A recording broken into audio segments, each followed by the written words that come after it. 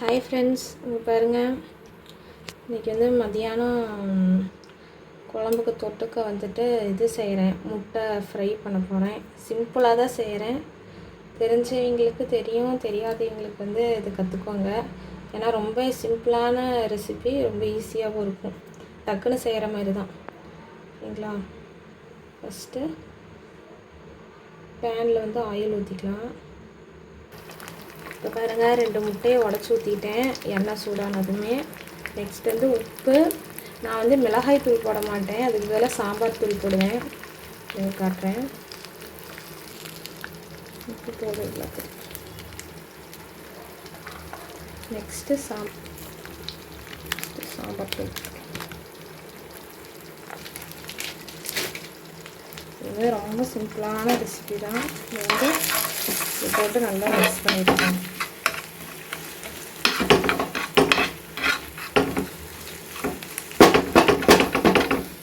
ஒரு கையில் கேமரா எடுத்துகிட்டு செய்கிறதுனால எப்படி தெரியுதுன்னு தெரில. பட் ஆனால் சாப்பாட்டுக்கெல்லாம் இப்படி தொட்டுக்கிட்டு சாப்பிட்டா நல்லாயிருக்கும்.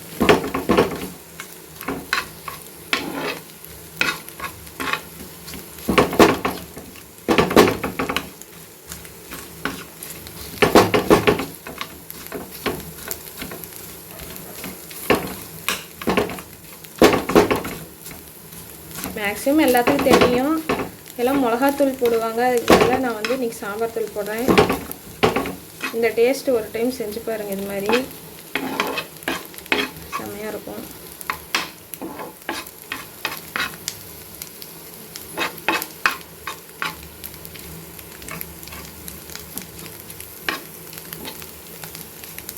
அதான் நம்ம முட்டை வந்து ரெடி. 2 மினிட்ஸ் கூட ஆகாது. டக்குன்னு வேணுன்னா நம்ம செஞ்சுக்கலாம். எப்படி இருக்குதுன்னு சொல்லுங்கள்.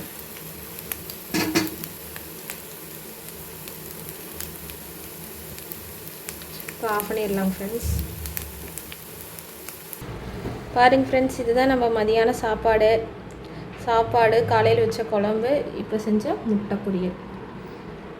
பிடிச்சிருந்தா லைக் பண்ணுங்கள், மறக்காமல் நம்ம சேனலை சப்ஸ்கிரைப் பண்ணிக்கோங்க. Okay, bye friends.